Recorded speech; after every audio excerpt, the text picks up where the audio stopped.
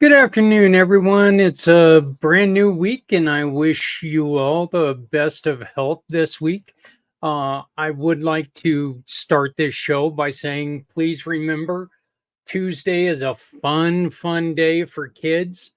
They dress up, and you can't always see them. So if you're out and about, please, dear God, be careful. We don't want to hurt anybody, and definitely parents don't want to see their kids get hurt. So let's be careful there on Tuesday night, Halloween night. Kids, let's be safe out there, make smart decisions, and let's make sure that you do everything you can do to protect yourself. There are plenty of things you can do. I'm going to sound like that old man, get off my lawn. No, come on over. We got some candy. But somebody keeps eating it. I don't know who the hell that is, but somebody does. Oh, yeah, me. But try to wear something that's light, that's got color on it. Make sure that people can see you, and if people can see you, they're not going to hit you. So, welcome to Footprints Forward. And we have a wonderful show today, a wonderful guest. I got to meet her right before the surgery, and she sent me a wonderful pamphlet that I read that I'm going to have her explain a little bit more, because while I had so much going on in my head, there were a couple things on there that just taking value, or just taking an evaluation of what you're doing, and trying to remember to breathe. That's been a lifesaver, I'll tell you that. I'm one of those guys that I get told by a nurse over and over again, you need to start breathing. And I always look at him and I'm like, oh, what the hell are you talking about? I breathe all the time, but I guess I don't always breathe properly. We are going to be joined, hopefully we're going to be joined by Dennis Schroeder, who just got off of his training. And we're also hopefully going to be joined by Stephanie Samos. Stephanie, the people who have her horse, they ended up getting sick. So she's in the middle of mommy duties, plus taking care of all of her animals on her own. And Paul, her husband, is out building their homestead and starting their new life. So, and apparently that excited my dogs. I don't know why that excited them, but it is what it is. Hey guys, I want to announce right now that February 22nd is coming up real close. I know it seems like it's far away for some people. Well, not for me. And February 22nd is my 22-hour podcast. And this podcast is all about veteran suicide. Wow. Felt like I was going to get eaten there, and I think I still might. Good God, what is wrong with that dog today? But anyway, he wanting to be the center of attention, I think. But anyway, we go on from 2 a.m. Mountain until midnight, and we talk about veteran suicide. If you know somebody who would like to join us in this conversation, if you run an organization that helps veterans deal with the problems that they have, we want to bring you on. If you'd like to support us, we need your help. We want to get all 22 hours sponsored. Every time that you sponsor an hour, half of that money goes to the nonprofits that we are supporting on that day. We've got two of the upwards of 10 nonprofits that we're going to be raising money for. And of course, that is you guys got to meet him a couple nights ago, and you know how much I love him. But Bart Bartholomew with Veterans Honoring Veterans here in Northern Colorado, and our very own Dennis Schroeder of Price of Freedom Foundation are the first two nonprofits that we're going to be raising money for on this day. These are organizations that need your help, and they really focus on the mental and on honoring. And that's just what it is. Both of those organizations, Dennis and Price of Freedom Foundation, makes sure that it's a story that can always be told, and it's a wonderful, wonderful program. So when he joins us, we'll have him introduce himself. So, but we're going to go on ahead and get on with the show, because Dr. Steph is with us right now. And like I said, I was very, very thankful, Dr. Steph, because you joined me about 3 days before I went in for surgery. And, I was, of course, trying to run around and get things done. And that pre-surgery thing. But why don't we get started by you telling us your story, and then you can here in a little bit introduce us to that Star Trek looking gizmo behind you. Yes, absolutely, Zach. Thank you so much for having me here. And what you're doing really does warm my heart and bless my life. I was a military brat. My dad was actually a flying tiger, and then he was in China, Burma, India, there in World War II, and 2 tours of Vietnam, where he was actually shot down on his second tour and broke his back. It didn't affect his spinal column, but you live with pretty good pain after that. Yeah. We were in Germany, stationed in Germany at the time the Berlin Wall went up. We moved around constantly, so you don't form lifelong relationships, some of those things that are very important. So from a child aspect, I do understand the different types of demands military life places on you. And some of those are stressful and some of those are not. If you didn't like where you were stationed, you always look forward to being stationed in the next place. And we got relocated about every 16 months. So I really do appreciate all that you're doing for vets. I'm not a vet, but military stress, I think, is a unique type of stress because you live in that environment. And many people don't really understand stress. We hear it, it's bandied about. But I studied with my doctoral dissertation for my PhD about stress specifically because I was told that due to the stressors I was experiencing, I'd probably be dead by the time I was 55. And I'm almost 70 now. So, it's like you can understand it and do something different. So the journey of my life in this past 25, 30 years has been to find ways to stay alive, regardless of the stress, if that makes sense. So, yeah. And you ended up getting some news that they were trying to get you to do something that you didn't want to do. And you just, and it had to do with your blood. And you were like, no, I'm not doing this. And they kept telling you, they kept fighting you. And in which, look, anybody who's ever spent 3 minutes listening to me knows that, I think people think I enjoy fighting with doctors. I don't, but I do it so frequently that it makes it look like I do. Well, why don't you go on ahead and tell us that story? Well, that was an interesting story. Again, because of stress, I tended to have severe migraines, hormonal inflections. I was allergic to everything in my environment, which was hypersensitivity and all kinds of stuff. So I happened to have huge, massive menstrual cycles. And the physician with whom I was working at the time, I went in because I couldn't stop bleeding and I was leaving pools of blood literally everywhere I went. And she said, "We have to perform an emergency hysterectomy. I've given you everything I can to stop the bleeding. It's not stopping. You're going to go into the hospital. And your blood count is so low that you will have to have a transfusion."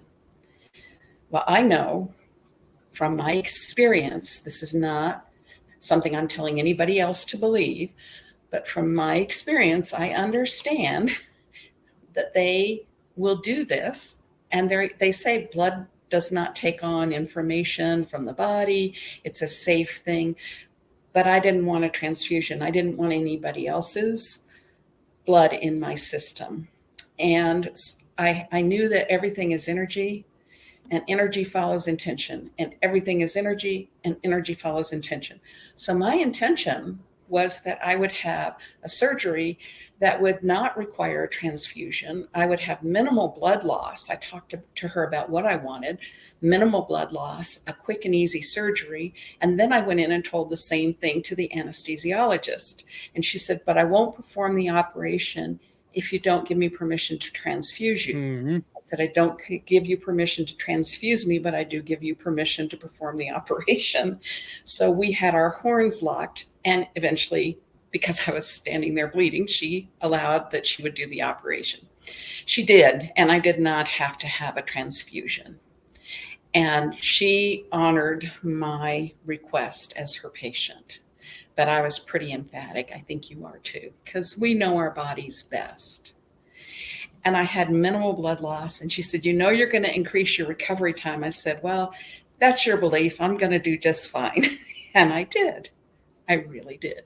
My son came to stay with me to help me out. And he looked at me at the second day and he goes, "I'm out of here, Mom. See you later." And he went on, because energy follows intention. And I had set some very, very, very clear intentions, and they happened. Yeah. One of the things that you just said, I truly believe in, and we were talking to somebody about it the other day, somebody who deals with, you know, female problems when it comes to reproductive organs and the menstrual cycle and everything else, um, that your body. And every time a doctor tells you that, well, we can't find anything, that doesn't mean that there's nothing wrong with you. It just means that, what, they don't know what they're Yes. looking for. They don't know how to find it yet. And that's the reason why you've got to stay persistent. And but you don't have to you don't have to submit yourself to a doctor's whim. No. S- And I've You had doctors fire me, and I've fired doctors, and it's all okay, because I'm still here and I'm laughing with you and I'm enjoying it.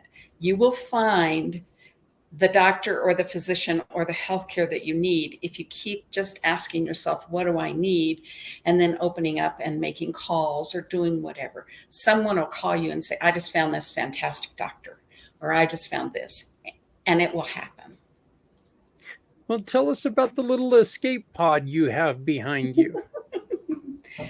This is brand new for me. I just got it in August.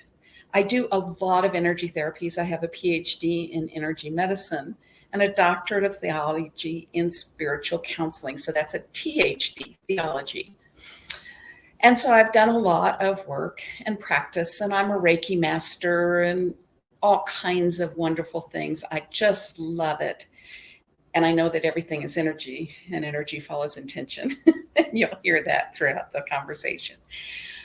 And I was getting old enough that I didn't want to do Reiki sessions, and I hadn't done massage for 10 years. And I really wanted something to bring together everything I had learned about. So in my massage office, I used to have a music bed, and people could lay on the music bed and let the vibrations take them into la la land after their massage, because music actually changes the activity of your blood cells and your brain. Both my son's third grade teacher was the same, and he knew what was called the Mozart effect. And playing Mozart in a learning environment helps people learn better. So he would play Mozart when the boys were in his classroom. And so music, it'll change cellular activity. It'll change the way your brain works. It'll change so much. And the vibrations help make that gentle shift and transition. Also, you can see there's a white light up here. I can change this to 10 different colors. And you sit with the light, and you sit in a zero gravity chair, so you don't have much pressure on any specific part of your body. And under the chair is a subwoofer box.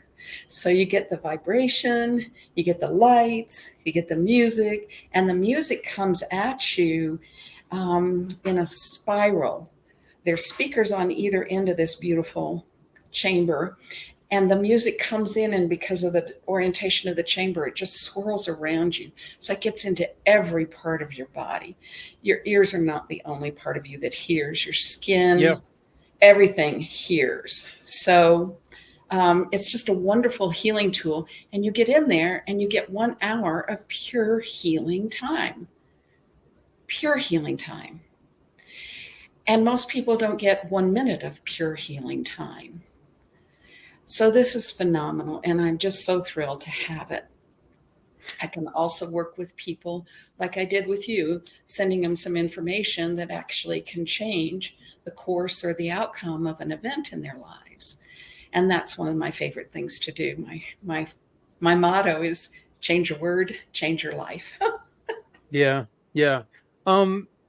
The light in there, is that one of those, does it have like infra blue or There's a something? wooden disc right there, and then there's LED lights that go around the edge. So there's nothing like an infrared light. I know what an infrared light is, and actually the light spectrum is continuous, and so our eyes see violet and red and the colors in between. But actually there's infrared, which our eyes don't see that wave. And we can tell with the sunburn, right? Or food in a restaurant. Or ultraviolet, which we can also tell with the sunburn, that our eyes don't see, but they're still a part of that vibrational light spectrum. So a lot of this is included in this healing chamber. Okay. Let's try to talk about what is the benefit mentally.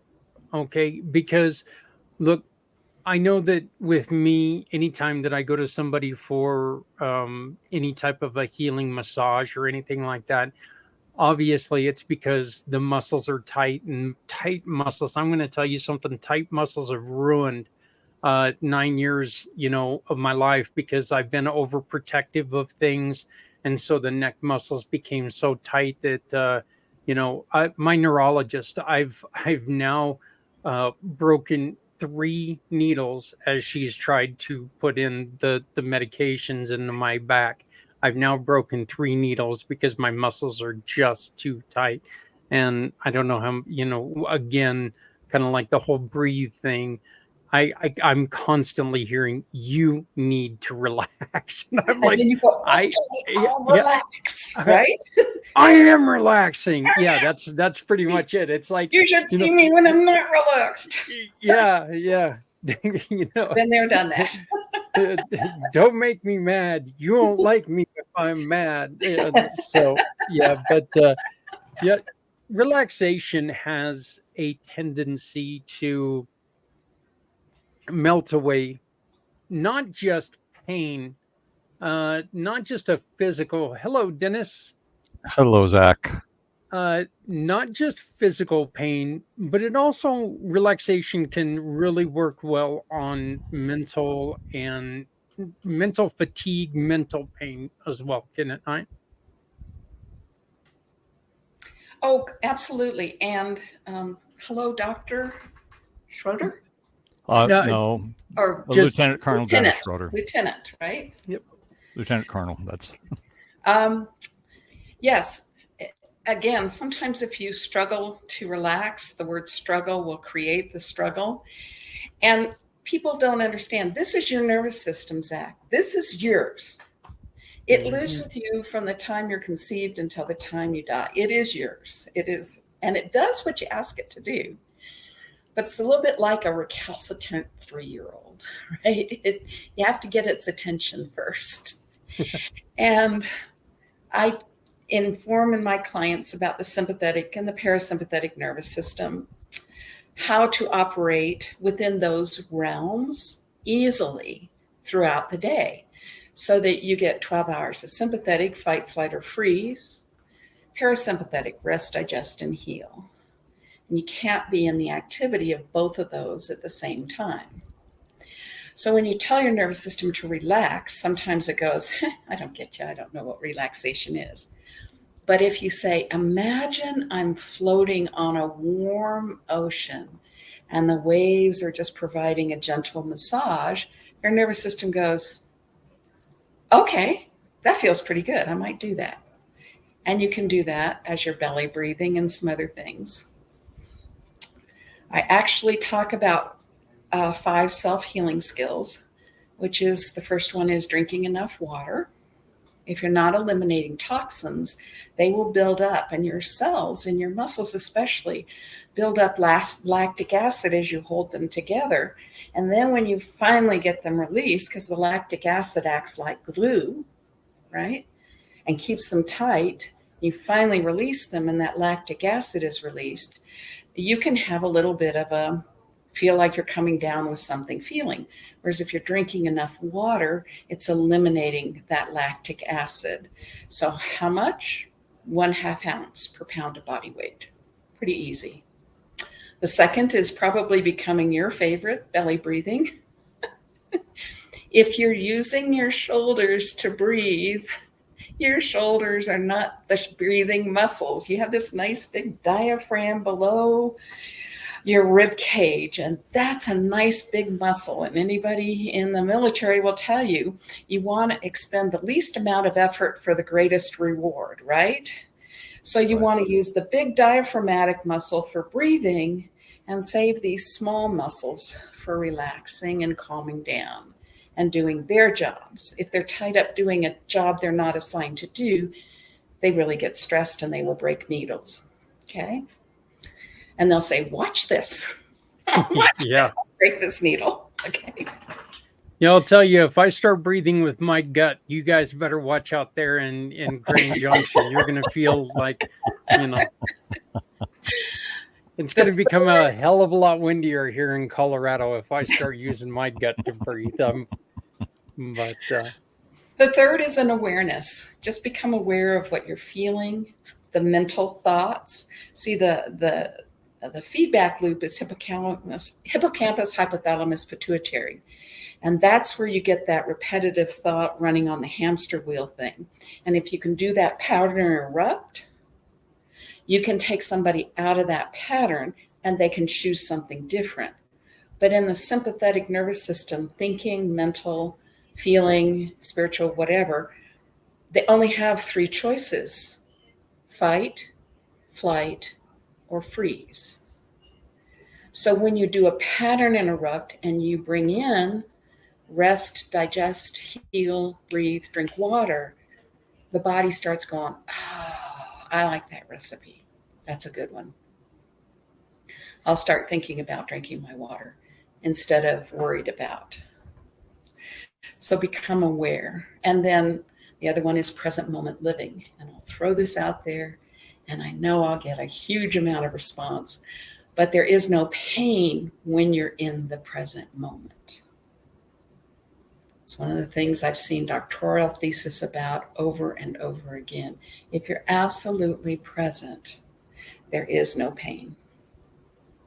So getting present is one of the best self-healing skills you can do. What does that mean? Notice your runaway mind. Notice you might not be able to change that thinking right away, but get up and walk around, go get your water, come back and sit in a different place, and then think, can I relax now? I'll do a couple belly breaths. I'll set an intention that I'm relaxing, because your nervous system hears that and it does what you ask it to do. I do know that I do know when I've not felt well, I always feel a lot better when I get up and I do, like if I stay in bed, if I've got a cold or something, I have a cold all day and I just feel like crap. If I don't, if I just get up and I get to it, I may not feel great all day, but I don't feel as bad. So, Dennis, what about you? What was your thoughts on that statement? Well, the question I had is, and I apologize for uh, joining late, but when you're talking about not experiencing or feeling pain, are you talking about people who are dealing with issues in their thoughts that are painful from the past, or because I know Zach has experienced it, and I know I did actually prior to my spinal surgery in August, that in the present moment I was very much in pain. So, Okay, thank you. Go ahead and finish that thought, please. no, I was just, so my question was really that you know, I'm assuming that you were talking about something other than a person who is currently physically in pain from some injury or some condition that that causes pain no matter what they're doing or not doing. Okay. And that's a very, very, very deep discussion, which is why I said I'll get a lot of feedback from it. I actually broke my back in 2017. No spinal cord impingement, but the lumbars move back and forth and occasionally pinch a nerve. Mm-hmm. Extreme pain. Then I go, okay, what can I do? I can belly breathe. I can do my stretches. I can release some of the tension on that place. I can do some other things. But belly breathing, especially if you're doing it with awareness, Zach, will shift the activity of your body and you'll produce natural painkillers, endorphins, enkephalins, serotonins, dopamines. And your body has the ability to produce those substances. If you didn't respond to, like, opiates, taking opiates wouldn't be effective as a pain reliever, right? Candace Pert wrote a beautiful book, Molecules of Emotion. And she was a scientist at the National Institute of Health who actually discovered the opium molecule in the brain. And she said, if you don't have receptor sites for these things, they won't work. So what we want to do, again, is create the feel-good chemicals that occur naturally in our body. And we can do that the best in the present moment. When we're in the pain moment, we produce chemicals that induce more pain, actually. Okay? So there is a great theory out there called the gate control theory of pain. Gate control theory of pain. My advisor, Dr. Norm Shealy, studied that and invented one of the first TENS units. Because if you interrupt the pain signal to the brain never gets it and never interprets it as pain. Right. But you can also do that if you don't have a TENS unit with practice and understanding. And it's like you don't put a high school football player in the Super Bowl, go Broncos. Okay. They practice and they practice and they practice so they have the skills. And again, practice the skills when you don't need them so they're there when you do need them. So I have constant pain 24/7 if I have pain moments. I have really good days where I'm mostly pain-free when I'm in the present moment. Does that help? Does that? Okay. Well, I understand what you're saying. Yeah. I just know that my own experience was, I mean, I actually, this was an 11-year process of degenerative things happening within my lower back. So L4 to S1, with multiple areas of impingement caused by deposit of bony material throughout the area by my body. And so I am familiar with the TENS units, and actually, well, had tried those with medical supervision, but they provided no relief for me. And so it was, I've done a lot of body awareness in the past. I got my master's degree in counseling long time ago, and have experience working with clients about body awareness and tension and releasing tension that they weren't aware that they were carrying. So I practiced a lot of those things myself. So I managed my pain fairly well. In fact, when I had a consultation with my neurosurgeon back in April of this year and was reviewing the MRI, he was shocked by what he saw, not only on their MRI, but on me. He said, almost none of my patients that present like this are physically capable of walking because the impingement was so severe. But I was walking. I mean, it was painful, and I, over time, became aware of what body positions I could be in that minimized or almost eliminated the pain, and utilized those. I mean, it was in a seated position like I am now, or laying flat on my back. I was like, okay, I had to do a mental battle with that, going from somebody that used to be extremely physically active. I was a runner, hiked in the woods, climbed the mountains, all of that for fun, to now being in a position where I was a couch potato, essentially, to be as pain-free as possible. But that at a certain point, that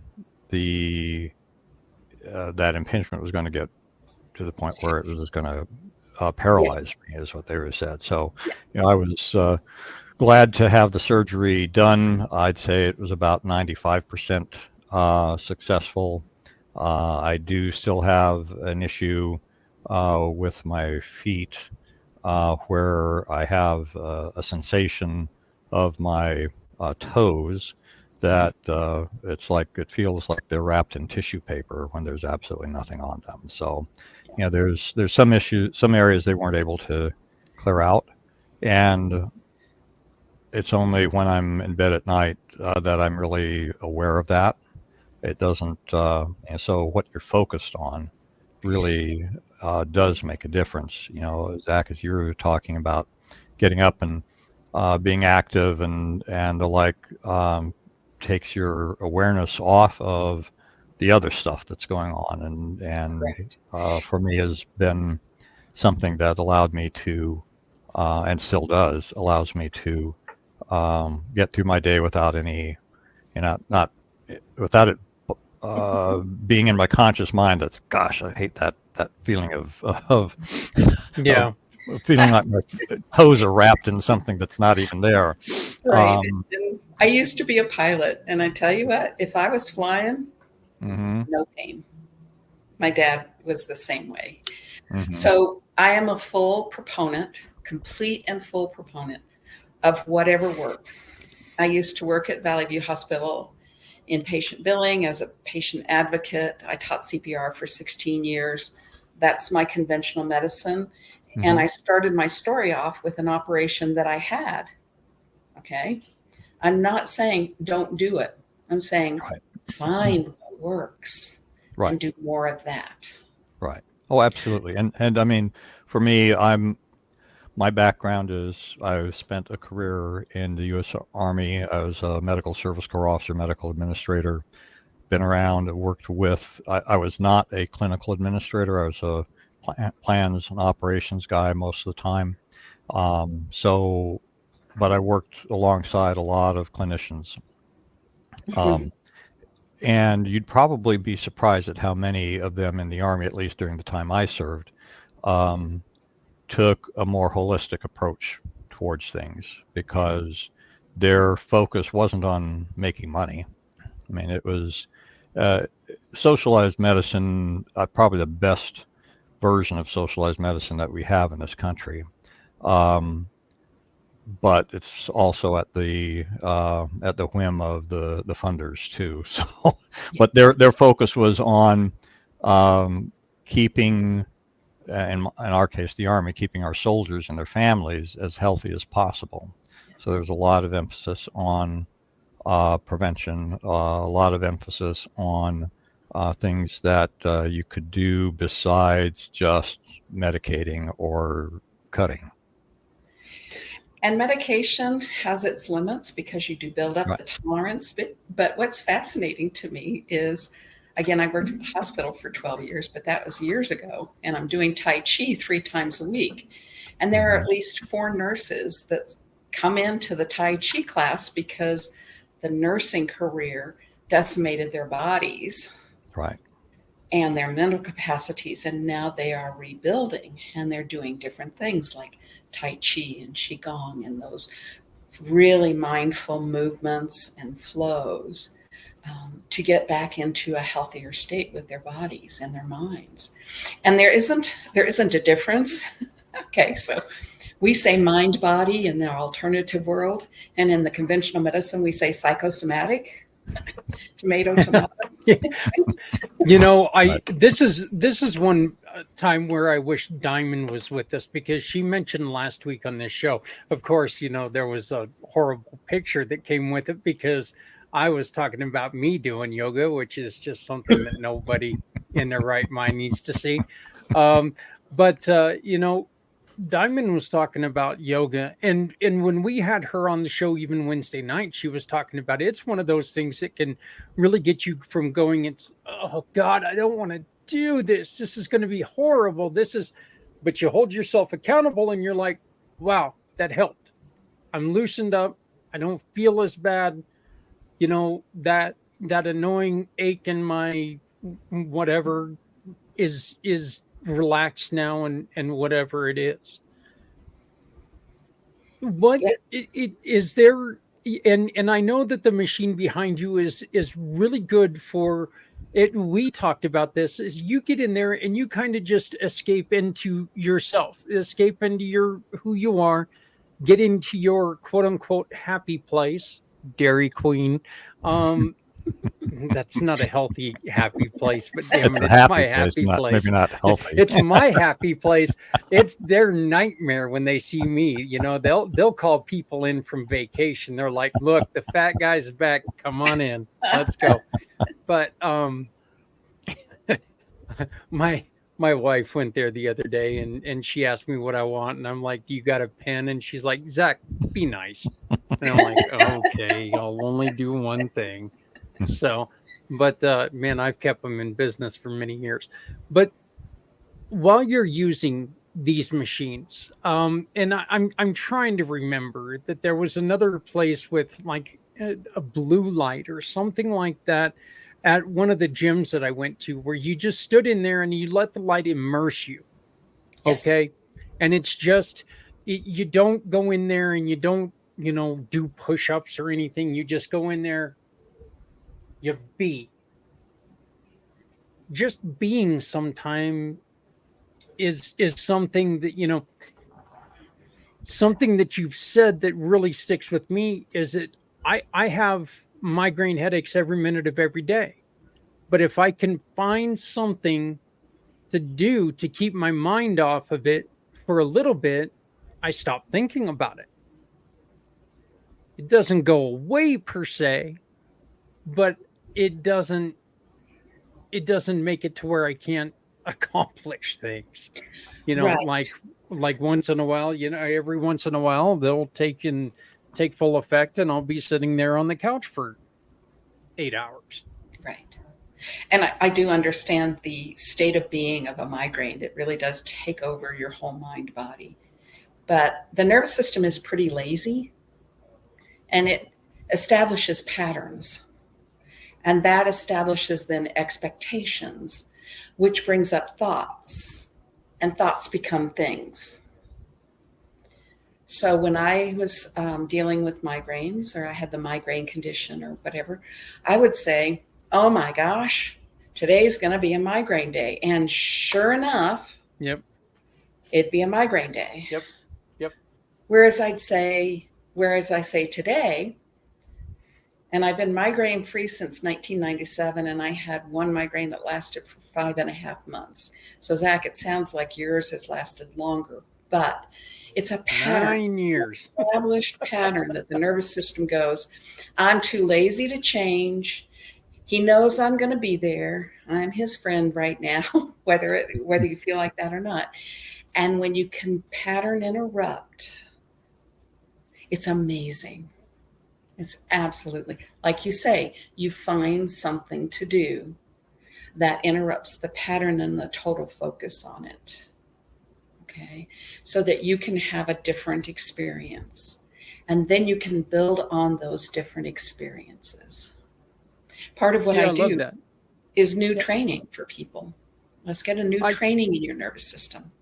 Yeah, I do. I love that because you can talk yourself into pain. You can talk yourself out of it too. Mm-hmm. Or think, I guess talk your way out of it is a little misleading. You can act your way out of it. Put action behind it and you can get rid of it, right? Yes. Or you can not focus on it and focus on something that you enjoy. And that produces those feel-good chemicals. And after a while you go, I want that. And the military especially, training, because your reactions, which sit here in the back of the brain that has no language, this is called the reptilian brainstem, your reactions have to be automatic. Walter Cronkite did a series on the Vietnam War called Rolling Thunder, and my dad happened to be featured in it. He was a very good-looking man, and they wanted to present the military, all of that. But one of the things he said is, I will, call Otter Command, what bogey noticed at 3:00, and I will watch it. And if I say go down, we go down, and we go down fast. Boom, done. And sometimes that's good, depending on the situation. But also a friend of mine's son was in the military. He was a fighter pilot. His squadron leader got disoriented, ran his airplane into the ground. They were flying in formation and the whole formation was killed because they reacted. They did not respond. So knowing that you have those two capacities of response and reaction, and you're not a victim of your reaction, you can change whatever training you've had with new training. So I change and train in the direction of health and wellness, not in illness. I like that. I do. I like that. Dennis, did you have something? Well, I was just going to say, I mean that reptilian part of or early mammalian part of our brain, reptilian. Anyway, it's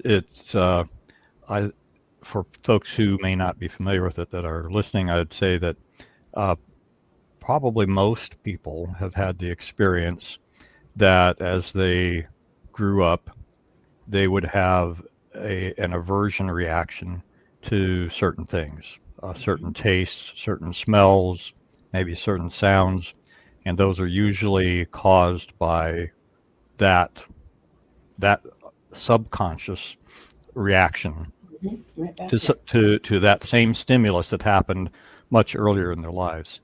And I have I guess I consider it a humorous example, personal example of that within my life. When I was a young man and was applying to get ROTC scholarships because it was the only way I was going to get to college, and I desperately wanted the Navy because my father was in the Navy. I had been, raised around Navy, bases, etc. I was in the Sea Cadets during high school. Blue Water Navy was what I wanted most in the world. So I had applied to all the services. The Navy came back and said, "Congratulations, we're offering you a 4-year ROTC scholarship. However, you must take the Marine option because I have defective color vision." And that was crushing to me. So in my oh so wise mind, I decided I was going to deal with my crushing disappointment by getting together with a couple of my buddies, and we had alcohol. Yes, I was 18, underage drinking. Yes, I confess. Alcohol is decision maker. I was going to say, I hope so, because if this story goes where I think it's going to go, if it started out with, we grabbed the Kool-Aid, I think you'd lose us on the story. So there were 3 of us. We had a half gallon of vodka. My intent was to drink myself into oblivion, blackout. That was what I wanted to do. Mm-hmm. So the bottle of vodka was gone, empty, and I was not anywhere close to the state I intended to be in. One of the other friends had a small bottle of Scotch whiskey, and he mixed up 3 drinks of Scotch and water. I had exactly 1 sip of that Scotch and spent the rest of that night and most of the next day puking my guts out. From that moment until about 12 years ago, anything that was brown liquor, whiskey, Scotch, bourbon, whatever, the smell of it made me want to throw up. Yes. But there is an interesting thing happened when I retired in 2000. I was brought back into the Army in 2011. A bunch of the guys I was with, we were at Fort Knox, Kentucky. So a bunch of the guys I was with took their spouses, and we'd go on these tours of the bourbon distilleries, and at the end of the tour, they would give out samples. And so I was determined not to be the guy that was just, no. So the first couple of times, it's like, okay, I'm going to tough this out. And I took the small samples that they had out there, and I chugged it, and I fought back the urge to retch. And we'd do this maybe 1 weekend a month, and over about the 4th or 5th month, I didn't have that response anymore. And in fact, I started to like it.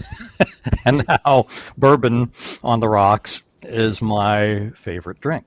So that part of the brain can be overcome, and you can actually reprogram it, I guess. Absolutely. It's called stimulus response, which you said, but it's also, people are familiar with the Pavlovian dog, where the dog salivated, the bell rang, but there was no food present. Those dogs can be reprogrammed. Mm-hmm. And they don't have the big mammalian brain that we have. They just, so we can reprogram our past into a pleasant present and future. Dr. Stefan, I know that you've got to be leaving here in about 4 minutes. You've got a client coming in. Tell us why don't you give us one thing that you would tell somebody who comes up to you and is really struggling right now? What would be the one thing that you would want to say to them mentally? It's really so easy and simple, and yet it's so profound. Change a word, change your life. So people will come to me and say, I'm worried. And I say, would you please change that word to wonder? Worried makes you sympathetic. Awfulizing, catastrophizing, it's a bad vibration in the body. Wonder makes you parasympathetic, curious, open-minded, exploring possibilities. Yoda. Eliminate the word try from your vocabulary. There is only do or do not. So when people say, I try, I ask them to say, I did that and I didn't succeed. I'm looking for new ways. Change a word. Change your life. Does that answer it for you, Zach? That actually really does. And just to go a little bit further into this, one of the things that I've always told people is when you go to stop drinking or stop smoking, like I did, it wasn't, I think I'm going to try, because I think gives you an out. Well, I thought I was going to try, or, I gave it a shot and it just didn't work. No, I'm going to stop smoking. And I stopped smoking. I was smoking 3 packs a day. And I have not picked up a cigarette in 16 years. Wow. And another really powerful word is I intend. Feel the difference in the vibration. I'm going to try XYZ. I intend. Feel the difference in the vibrations. I'm worried about. Yeah. I wonder about. Mm-hmm. So, all right. Okay. Well, thank you so much. I can see that. It's a pleasure spending this time with you, and it just feels too short. It doesn't feel like we've been on for very long. Yeah. It is kind of funny. We've been discussing it for a while, that this show, 1 hour just doesn't. It doesn't matter if there's only 3 of us, or if there's the 7 of us on at one time. We can just never get through everything. But please come back and join us sometime soon. Okay. I'd love to. Just give me an invite and I'll show up. Sounds great. Well, this is very important to me. Again, my niece is actually at, she's been accepted as a Navy pilot. Oh, great. Well, congratulations. Where she is. Congratulations. And thank you. Else. And so please let her, please let her know that we thank her for her service. That's great. She's one of the 1% who has raised her right hand to give up her freedom for our freedom. So I thank her very, very deeply for that. So, and we will be back in contact with you. So you enjoy yourself. They can get a hold of you at makeshiftshappen.com. Making Shifts Happen. Making Shifts Happen. Okay. That's my course's website. I'm working on a website for the harmonic ellipse, and I'll get that information to you as soon as possible. That sounds great. Okay. All right. And Dennis, Dr. Steph, thank you. It was a great pleasure meeting you too, and definitely look forward to future conversations. Okay. Have a great rest of your day. You too. Thank you very much. Well, Dennis, we know that I know that you jumped in a little bit late on that, but you want to tell people a little bit about what you've got going on, and sure. Give your introduction, please. Sure, absolutely. Well, thank you, Zach. My name is Dennis Schroeder. I'm a retired lieutenant colonel from the U.S. Army. I founded the nonprofit organization, the Price of Freedom Foundation, where we tell the full life stories of those who paid the ultimate price for our freedom, those who died while in military service to our nation. You've got our website up there, our phone number, and my email address. So anybody who wants to find out more about us. Anybody who has a contact with someone who has lost someone while they served, we'd love to talk with you. Whether you're a family member, whether you're a veteran, maybe you're just a friend with somebody that passed. We want to be able to gather and tell those stories. So whether it's you paying your own individual tribute, or we do an entire book and video documentary, we run the gamut. I also do business consulting to help fund this because right now we don't have grants from any organization, and we have no major donors. So basically, any business owner with one employee or more, we have connections with folks who've been specialized in a variety of areas that will most likely be able to help you save money on taxes or save money in your operations without making any major changes to what you're doing. And there's a dozen or more programs that we have, and a few of them do have very small upfront fees. Almost all of them are paid on performance, so, and as a percentage of performance. So when I had my own small business as a property manager, I definitely wish I had had this resource available to me then, because I was not an expert in taxes. I was not an expert in certain areas of operation. I knew what I was expert at. That was the operation of our property management functions. But all these other areas, I know I left money on the table that could have gone to better use elsewhere. So you can contact me about that at those numbers, and well, not at the website, but at the email address or phone number, and just let me know you're interested in discussing what we can do for your business. And actually, a lot of folks like the self-service portals that we have, because you don't have to be pouring your heart out to me as somebody you barely know, and you can get a sense for what's possible for your business based upon several key metrics. And if it makes sense to have a further conversation, then we can. So. Yep.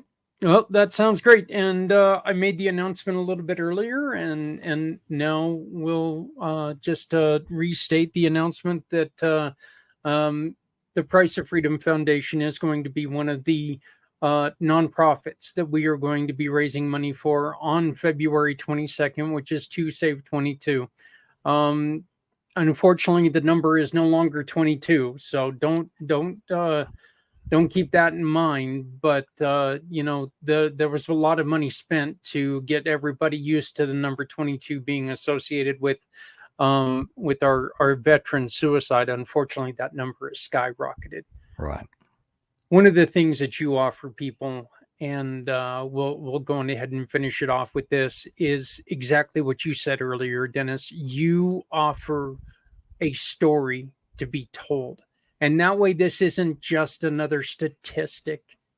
Right. This is a story that will not be lost because it will have been told. Absolutely. And there's much more impact when you know the person behind the statistics. We are anesthetized, I think, to the tragedy by using statistics. When you talk about and I'm thinking specifically about drug overdoses and deaths from that because of a conversation I just had. I think about my son-in-law, who was such an amazing young, well, he was in his 40s when this happened, but he was, to me, an amazing young man who I don't think he intended to overdose, but he did. And his loss is felt by a whole lot of people, and continues. This was probably 5 years ago that he passed. So with our servicemen and women, we believe that their stories deserve to be told because they, like every person who's currently serving, took that oath and said, I will lay my life down on the line for the freedom of this nation. And currently, there's only a small handful of people whose stories do get told beyond the immediate family and circle of friends. And I think that's a disservice to them, and it's a disservice to our nation, really. We have no political agenda in any of this other than to say, we want to recognize who these people were, the lives they lived, the impact that they made on people, and the loss that was suffered. Yeah. Well, I'm looking forward to this. And once again, if you want to help sponsor us, we invite you to please get a hold of us. We're looking for at least all 22 hours to be sponsored every time you make a purchase of a sponsorship. And well, we're ending the show, but he popped on just in time for the end of the show. So how's it going, Patrick? Oh, it said 5:50 on the thing. Well, I'm so sorry. Oh, it was probably Eastern time that it was. Yeah, Eastern Standard Time is I don't know. I'm sorry my about bad, that. my bad. But hey, I made it. Hey, you made it. Look at that. Right in time to give us who you are. Yeah, Patrick Miles of Carish Global.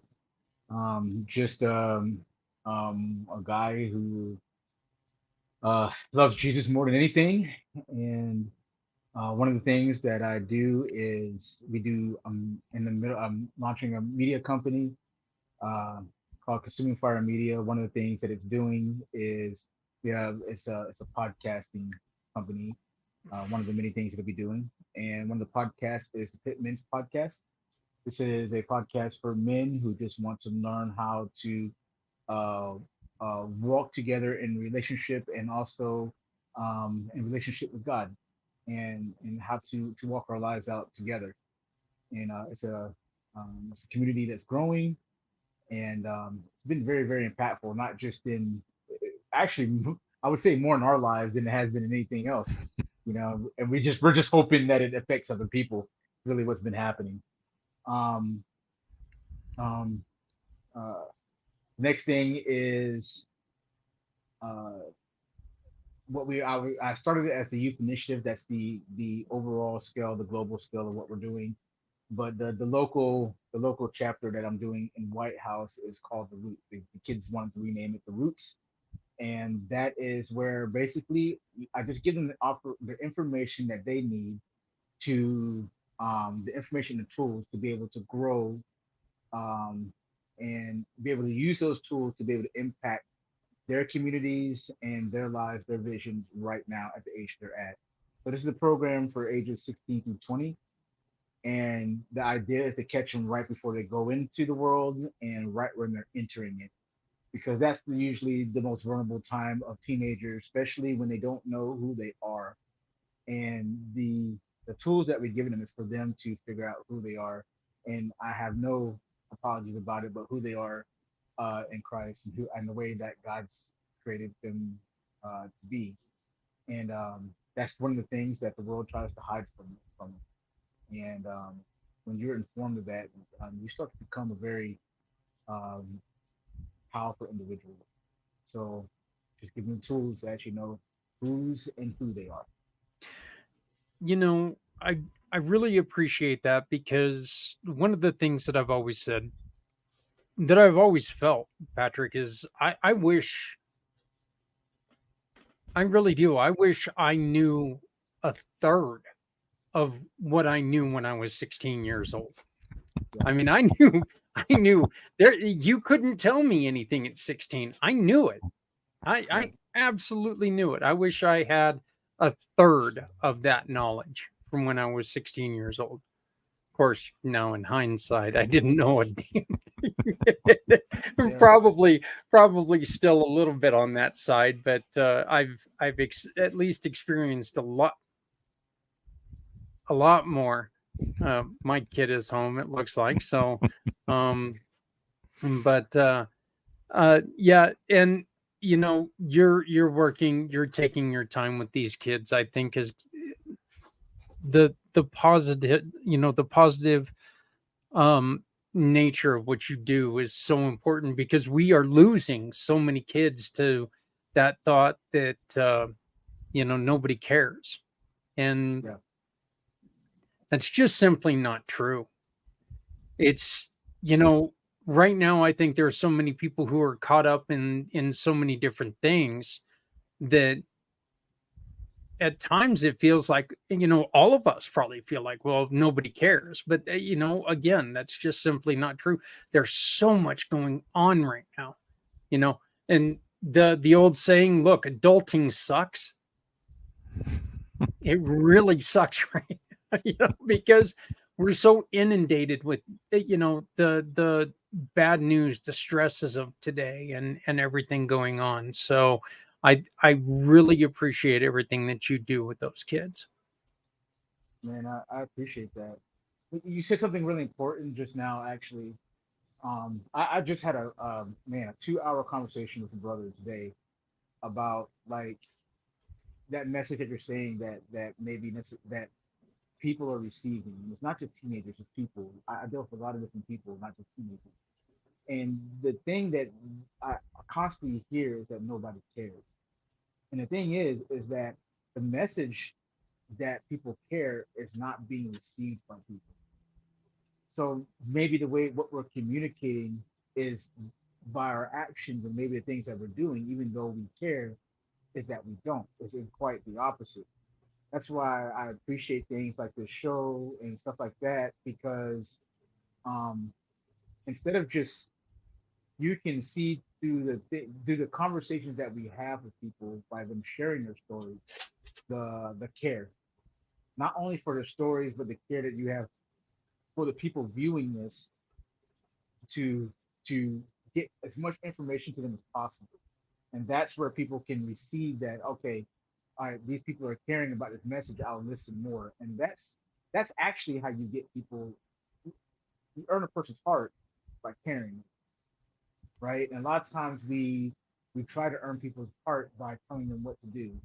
And that usually works the opposite. I know I'm a person that once you tell me what I gotta do, you know what I mean? Like I'm gonna pretty much do the exact opposite of that. Like I'm Yeah, like, I yeah, don't. yeah, my brain Yeah, I just don't. goes, I don't take well to. Yeah, I still don't take well to that either. That's just. I think that's and I really think that has to do with leaders.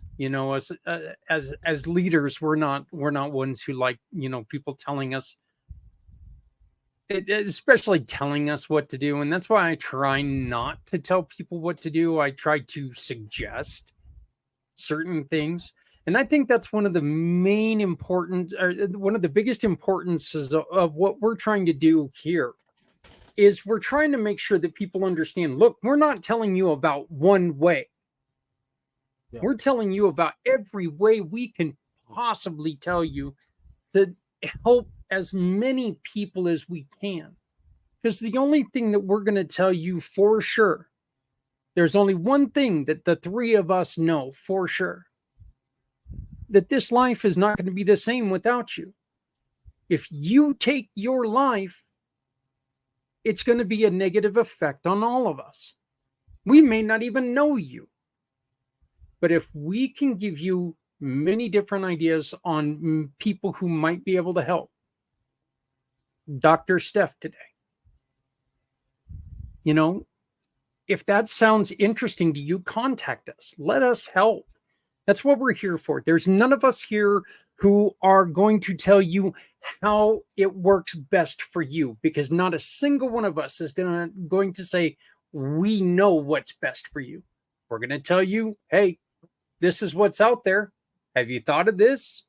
Maybe you want to try this. No, you want to try this. We're going to offer different things, and like you said, it's not one of those things that yeah, people telling me what to do. Yeah, yeah. I don't want people to tell me what to. No, wait. Let me think this out. So I don't mind people telling me what to do if I see that what they do is impactful, right? And it's impactful and it adds value to the people around them because of how they care about it. And then also I I'm really, really good with people that want to show me because they want me to grow. That is what I'm okay with. But when you have like my thing is I don't like people trying to get me to conform to something just because they say that I should. That is where the things that's where I have that's where I'm very disagreeable. Because if you just say you need to do this because I say so, well then that's the problem that I have because you need to show me why I need to do this, not just because you say so. Now if you can Mm, show me that and it adds value and it goes against and it doesn't cross my boundaries and my morals and different things like that, then I can be like, okay, I I will listen to you now. I'll listen to anybody. Once you say you got it, like that's why a lot of government stuff and a lot of stuff don't work well, don't sit well with me because I've learned in the military that just dealing with officers and different things like that, people can tell you what to do. You still have an obligation to yourself, and no matter what the situation is. And there's people out there that just like they're telling you what to do that just do not have your best interest at heart. They just want you to do what they want you to do. Control over care. yeah, yeah. Well, again, I completely agree with you. I'm still not one that, you can suggest it, but don't tell it. It's like, okay, because I'm also kind of one of those guys that'll sit there and be a little wise ass ish about it. And I'll sit there and go, really? Will that work for me? Will that work for me? And get all excited and everything. And they'll take and walk away, and I'll turn around and go, I don't even know what they were saying because I'll tune out immediately. But it's just like, and it's one of those when it comes to it, it's kind of like telling somebody how to deal with an injury. I mean, I can tell you how I've dealt with mine. Dennis, you can tell people how you've dealt with yours. Right. Patrick, you can tell people how you've dealt with your depression, but we can't tell you that that's exactly how you're supposed to deal with yours. We can tell you what we've done, dare I say, lead a horse to water, but it's not, we, I think a lot of times, and I think a lot of the, personal opinion here, but I think one of the reasons why um, America itself is in a lot of trouble right now is we're trying to pigeonhole people into certain groups. You are this or you are this, and you're no longer standalone this person. You're either this or this. Uh, I well, ain't either of them. I agree. Yeah. I think it has to do with our the limitations in our capacity to categorize and to deal with people and groups, and it goes way back to when we were in small tribal communities. That there's a limit. About 150 people is about the limit that most people have to have direct personal relationships, and beyond that, it just becomes simpler and easier in our minds to then to categorize or okay, this person belongs to this tribe and or that tribe, and it's you just get all lumped together, and whether that tribe is a tribe from 1,000 years ago, or whether it's talking about political parties or any other way that we break things up. I mean, I don't know what the current terms are in high schools, but I'm certain there are groups in high schools back when I was ages ago in high school, the jocks and the nerds and and the like. I mean, that's just how our brains are structured, I believe, and it takes effort for us to break through that and to recognize that each of these people are individuals and to get to know the person, because nobody falls into a category perfectly. You know, Dennis, you say that about, you know, we like our tribe is about 150 people. Mm-hmm. There's no way it was that way before social media. I didn't know 150 people before Well, social no, media. I'm just saying the Maximum anthropological capacity. studies that Yeah. Oh, I've yeah, read yeah. basically were saying back, you know, when human society was tribal, that was about the limit. Once the tribe reached 150 members, that's when they'd break up and they'd go, you know, become two tribes and etc. And that's it. Kind of plays out in our own lives. The studies I read were basically pretty well designed and controlled. And you know, of course, there's standard deviation. You know, you had people on both sides of that were, but the vast majority of people had somewhere in the neighborhood of about 150 people that they knew, and that was the max. And once that you reach that, then you know people would fall off, and they'd stay with that number.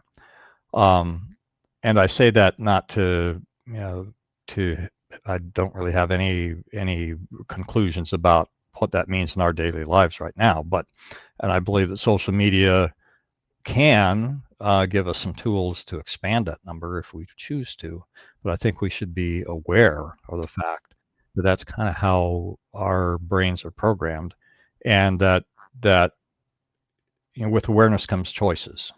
So we can choose um, to recognize that that's happening, and we can choose to um, make an effort to get to know people on a deeper level that are, you know, in what we would otherwise lump into a category.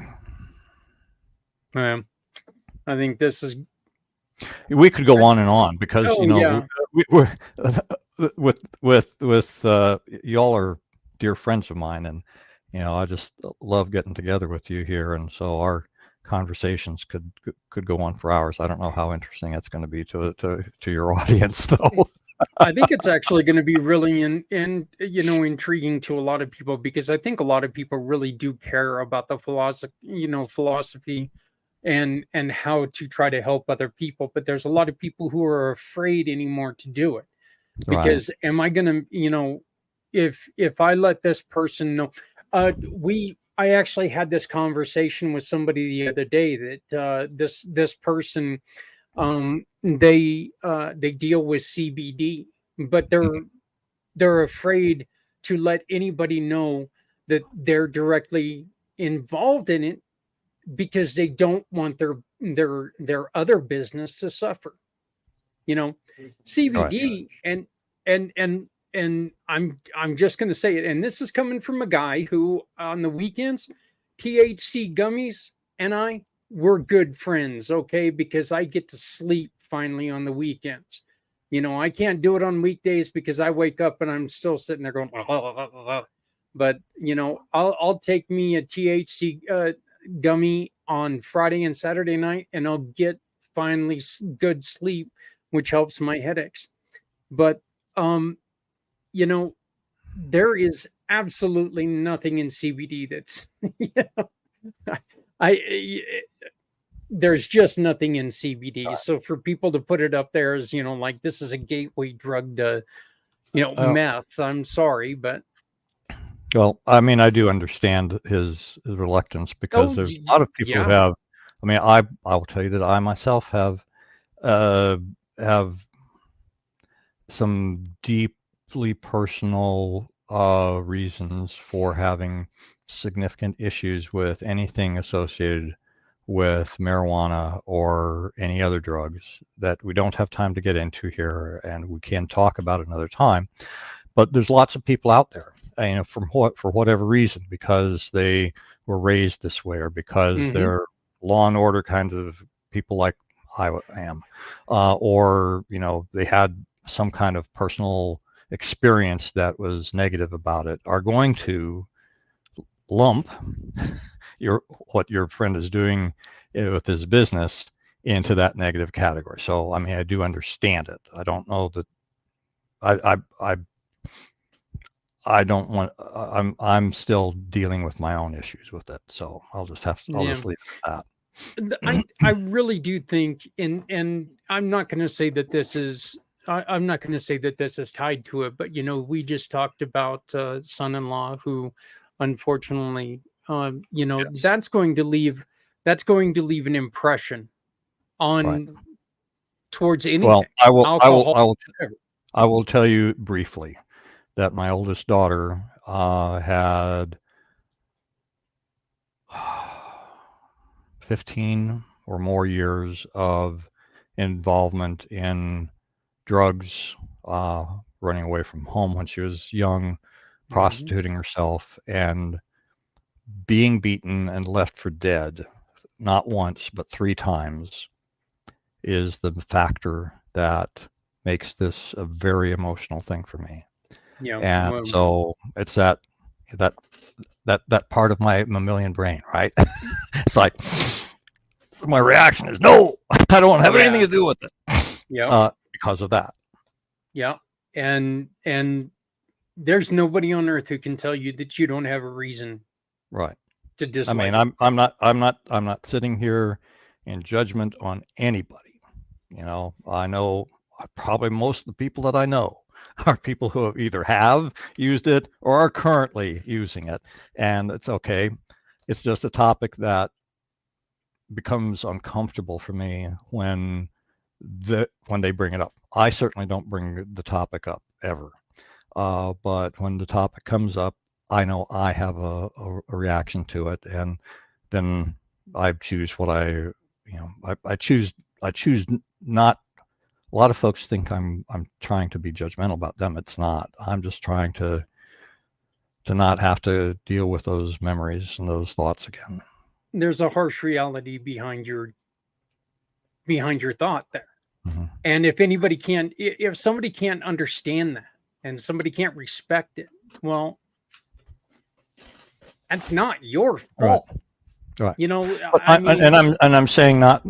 I'm I'm using that as an example, very I personal understand. example of why your friend most likely is very correct in being concerned about, the judgments that people may have because of the business that he's in, and if it rolls over into other aspects of his life or the like, that he's most likely correct. Though are those, and he's going to have to deal with that one way or another. Yeah, Um, I think and he's I very didn't. wise not to do that, to be really honest, because we do have people from different backgrounds. It's something I went through before I came here. Actually, I had severe neuropathy and PTSD and a whole lot of mental stuff going on. And during that time, medication was killing me. And then I started taking CBD first. CBD was helping a little bit, and then I went to because in Florida, medical marijuana became legal, and then it was just like then you had I had a doctor that actually curated things for me, like mm, actually like it was very very specific. If something didn't work or whatever, then he'd be like, because I'm like, hey, I don't want to be walking around stoned all day. I got all these ministries that I'm doing, different things like that, but I wanted a more um, natural alternative. The thing is, this is the caveat for me. Like, so I already had suffered from drug addiction earlier on in my life, and so like that was the thing. I mean, I had made a like kind of like a thing with God that I would never go back in that direction. But it had gotten so bad that it was like from my belly button down, like it was like I was on fire, glass going through my veins, and like that's in your lower regions and everything like that. That's unimaginable pain, man. Like on a daily basis, if you're not sleeping, not eating because all this stuff is happening to you, like, and you have mental issues going on at the same time, which is so much. I will say this, and this is kind of like my stance on those kind of things. I think your friend is very wise for not, because I think your business that you have to do between you you should keep to yourself. Because there are people that will use that information against you, especially if they want to take advantage of that. Those are those situations. For me personally, um, I think it matters the authority that you place yourself under, whether it's yourself, your religion, or different things like that. My authority, I give my authority to God personally. That's me. Yeah. That's my choice and my Mhm. decision. So I give my authority to God, and then I base what I do off of what that authority says that it's for me to do. And so and I put my full trust in that. And so what I saw happen in my life personally is when I went down that road, right? I don't believe that it was I don't believe it was like this wrong thing and this and all that other kind of stuff, because what I saw, I had this whole view of like it was just this evil thing. The thing is that everything is abused. Most people that do medical marijuana, I'll be really honest with you, it's for recreational purposes more than Oh, it is yeah. for actual medical issues. And but what I saw was I saw children and old people and all kind of stuff that were in this place that I would never have thought would actually need these things, and it helped them in a medical sense. So I'm not the authority to say that, these things are wrong in that sense, but I do know that there's a difference between like the person that needs it medically for certain issues, because I do believe that there is those things. It's like any other drug that helps, right? Then I also believe that the majority of people are looking for a release over the medical aspect when it comes to that. And I know for me being coming out of drugs, drug addiction, all that kind of stuff, like me personally, I would never let anything into my life ever that has the ability to take any control back from what I've gained, from what I've lost from having those things take place presence of my life. And I've been smoking pot since I was for a long most of my life. Yeah. So, and that is my, if anything, I could always smoke pot. You know what I mean? Like literally, that's the truth. If I was to be honest about it.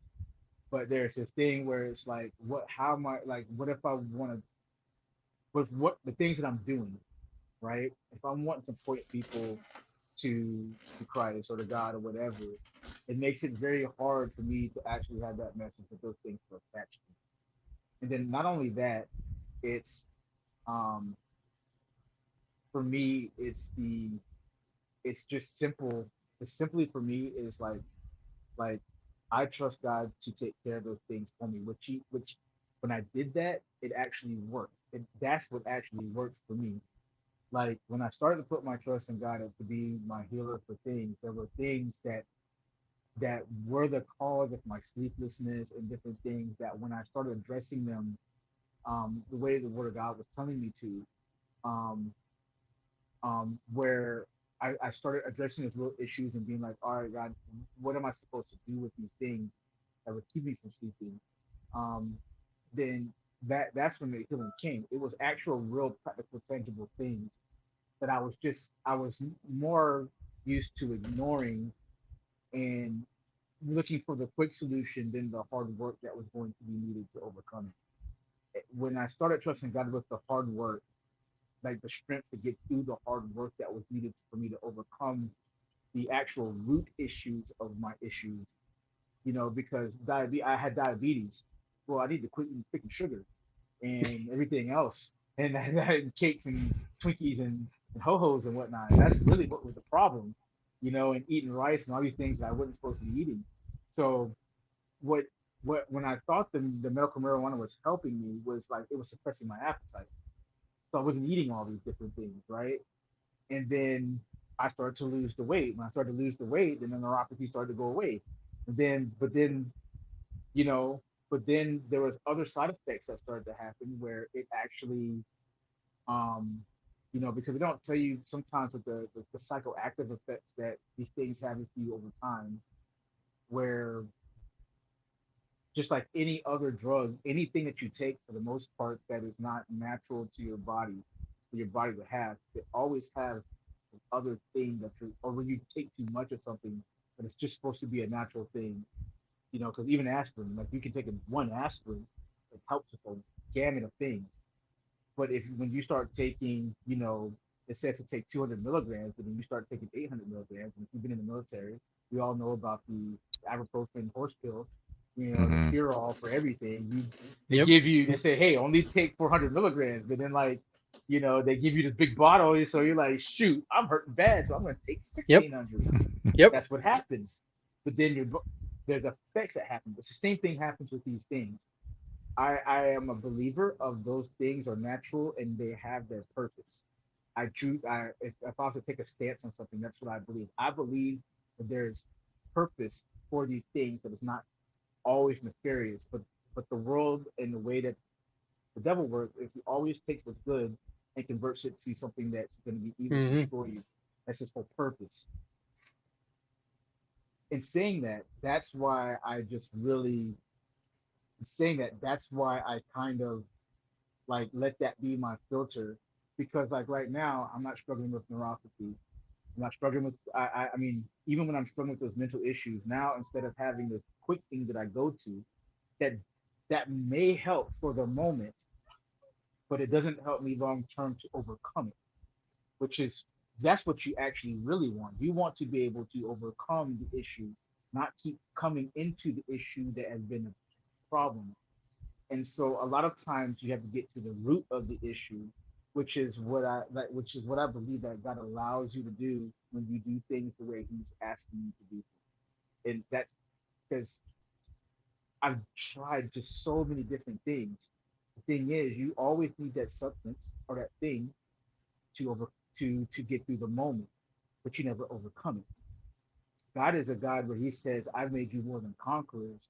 So what He's saying that you're not just a conqueror. You're a conqueror that takes territory, and then you go, and then you not only take territory, but you occupy that territory, hold it, so no enemy can ever come back and occupy it, and then you still go occupy some more. You go even further.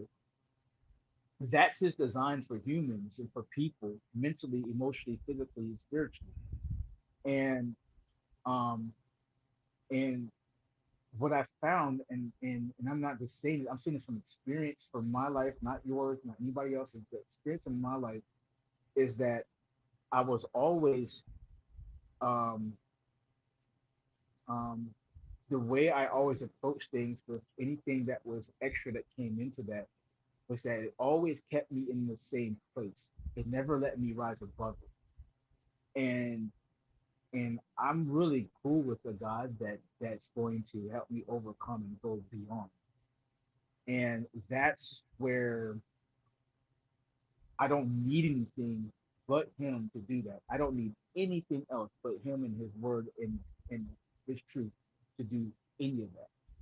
And what I've seen is a massive ability in my life to not overcome, but to crush through barriers, to like literally blaze through things that people say that I can't or never would, or things that I never thought that I could overcome. I never would have thought I could have overcame depression the way I did. But not only is depression something I'm overcoming, it's becoming a strength that one day I believe I'm gonna be on a TED talk one day talking about this stupid mess about depression and all that other kind of stuff. That's my goal and dream to be able to do that. But if I still had those other things attached to me, that would never be a thing that would be able to be on my radar because it would keep me in the same spot mentality. Because of this, because I'm able to go, okay, God, I don't want like you have to show me what's true here because I don't know. The truth is I don't know what's true. As a human being, I don't know. But then I go, okay, Lord, show me what's true. Then I go, I test it out and see whatever. And then this is how I know like it's been consistent because every single time the thing that I thought was the truth, it usually gets released out of my life. He goes, well, why don't you try it this way? The way I've been trying to tell you for thousands of years what to do. Why don't you try it this way? I go, okay, all right. I'm gonna stop doing it the way I think that I should be doing, the way that everybody else is telling me I should do it. I'm gonna try it either way because, and that's usually seriously countercultural to what everything else is telling me. It goes against like the logic that we've been told to have. There's a logic where God's logic, he goes, trust in the Lord with all your heart and lean not on your own understanding. In all your ways acknowledge me and I will direct your path. I thought that was the stupidest verse in the Bible for most of my life, because I'm like, I'm trusting in you, Lord, but he says, but don't lean on your own understanding. So I'll be like, I'll pray to you, I'll do this, but I'm always trying to understand things my way. And he's saying, don't lean on your own understanding, trust me, and let me do what I want to do for you. When I started literally taking that as my medicine instead of everything else, I'm like, okay, I don't understand why I'm not supposed to do this, Lord, but I'm going to trust you. The next thing you know, I didn't need, like when I first came here, I was still taking a lot of different things, and or not a lot of different things, but I was using the oils and stuff like that, um, sublingual oils and stuff like that, the tinctures, Hmm. The and tinctures. yeah. So, because that was, to be honest, like the pain that I was in, like there was no medicine that could touch it like that did. And so at first I was just like, okay, I'm taking this thing, and I remember like um my dad was just talking to me. He was just like, he's like, son, he's like, if you, as long as you keep taking this, you will never, you won't get to the purpose that you are created for. And I sat there one day and I was just like looking, I was thinking about it and thinking about it, and I'm just like, well, I don't want to need this ever. I mean, I don't want to need anything. I don't want to need anything. And then I sat there and I was like, okay, Lord, I don't understand, but I'm going to give this to you. And I gave the rest. I didn't take the rest. I gave the rest. Like, I'm going to give it to you. And what do you know?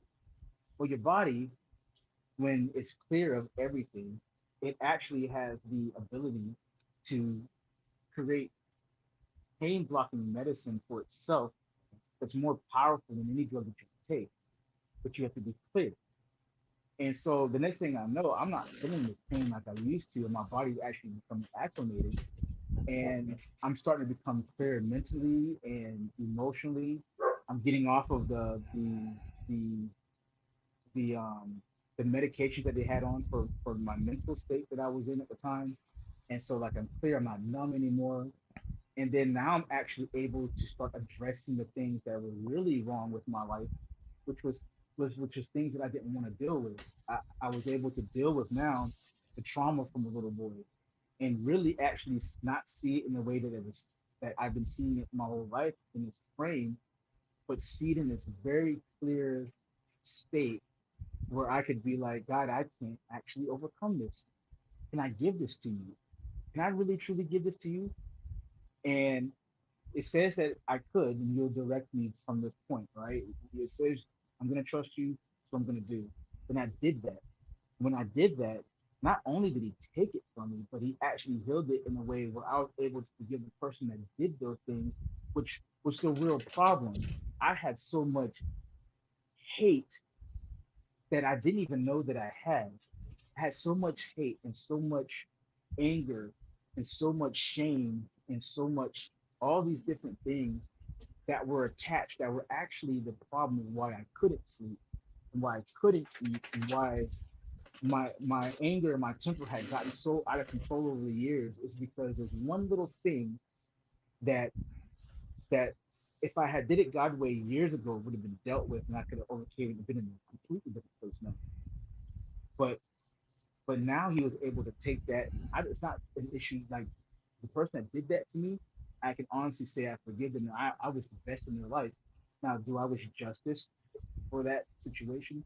Of course, but there's no hate or animosity, which actually completely frees me mentally and emotionally and spiritually in a way that I can't describe, which actually helps me sleep and think better, and not judge other instances in my life through that lens.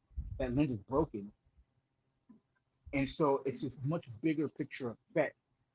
And so there's a greater healing that has happened than actually taking this thing that temporarily was just masking symptoms, but not actually healing the root, the soul that needs to be healed.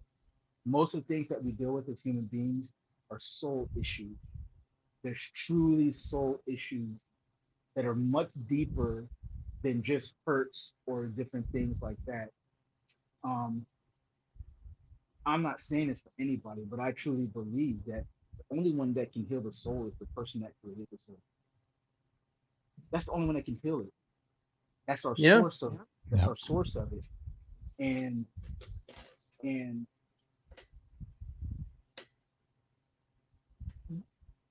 when you look at everything that's happening, when you look at, if you really take a stop and look at your internal life, like most of the things that we do are temporary fixes. And we have to keep going back to that temporary fix. Keep going back to that temporary fix. But there's no true overcoming and healing of that issue. That cannot be like that cannot be power. That cannot be the state of being that we're supposed to be in as human beings with this. Like if you just take a look at just our bodies and how they're made and how everybody's so uniquely made, it is made with such efficiency and thought and care and beyond ingenuity that there's no way we're supposed to be living these basic lives and destinies and it's just not it's not just really think about what we are really how we're just created and the potential that lies in just that little bit of creation. If you just take a little bit of it, if you just take one cell and look at the intricacies of it, the magnitude of what that is able to do, just one cell, you're talking about you're made of all these different things. And they work independently of each other, but for the same purpose. That means you're created for such a greater purpose than you could ever imagine. There's more power that a human being has when it's connected to the source that actually governs it, the source that actually governs it. And when you're disconnected from that source, you can't find your purpose. You can't get the healing that you need. You can't, I'm not saying that there's other factors outside of that that might influence those things. Like there's just time and chance that happens to us all. It's in the Bible. Like sometimes you just get hit by a car. That's got nothing to do with God hating people or whatever. It's life, you know. But the actual true destiny of a human being, what a human being is capable of here, is completely shut down by all the outside things that disconnect. Because everything wants to disconnect you. If you notice, everything in your life, for the most part, says God does not exist. It tries to tell you this. Everything does. Why is that? It doesn't make sense. That everything is trying to tell you God exists, but the things in the world that are literally made by God screams He exists. But everything is trying to get your brain to shut that off. Why? But man, when you start, I'm telling you, when you die and you meet that thing that is God, you cannot deny the other things that your eyes are open. It's just open, man. And that's when you start to realize, like, man, this. Yep. It's the original. As you're talking about that, I'm thinking about folks that are wrapped up in conspiracy theories. Well, it's the original conspiracy against God. Yeah. Yeah.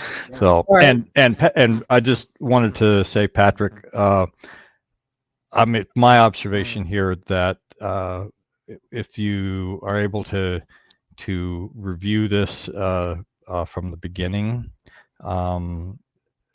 I just think you're going to be amazed at how what you shared ties in with what was what the guest was talking about. Dr. I mean, Stephanie.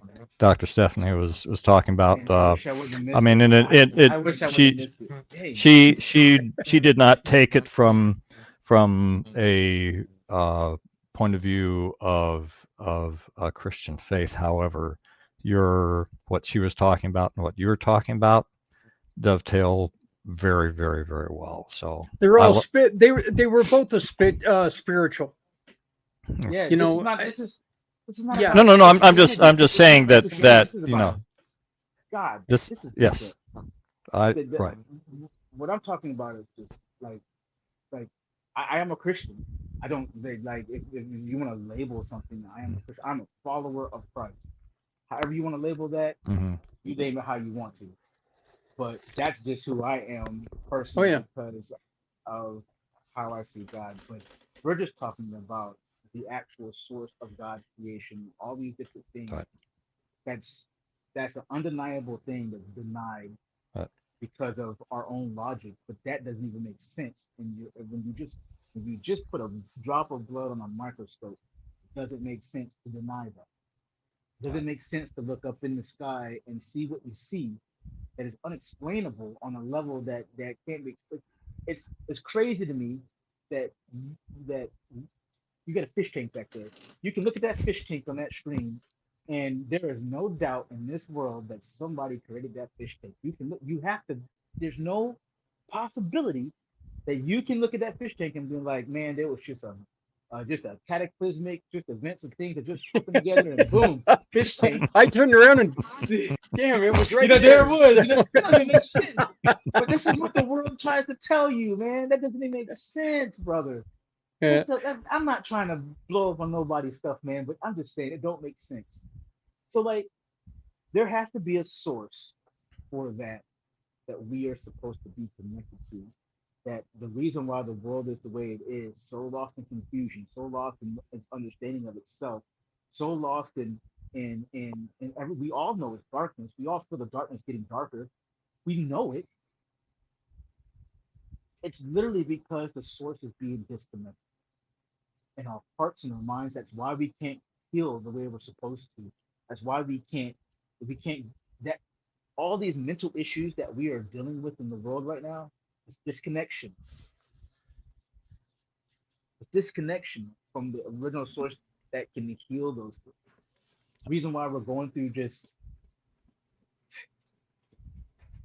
if you've been through depression, you know it's not just a mental thing. It's a spiritual thing, brother. There's I think disconnection is probably the best word for that. Whenever you're down and you're out, you're disconnected from something. And I mean, I love your passion. I love everything about it. And I hate to say it, guys, but we are way over time here. Way over time. We're almost twice what we should be. So, yeah, we've run another show we're about to run almost over 2 hours, which is it's truly okay. But I do want to thank you both for jumping on, and look, I love you both, and we're gonna continue this. We're gonna keep this going. But we're gonna have to say goodbye for this week. Yep. So for Patrick, for Dennis, for the rest of the family who was unable to make it today, my name is Zach Clayton of CommunityPayItForward.us. Please join us and see how you can help people. Hey, everybody, look, please love somebody out there because somebody out here loves you. Remember, no one has to go it alone when we all come together. Join us again next week as we continue our mission on helping people through depression and suicide. Thank you.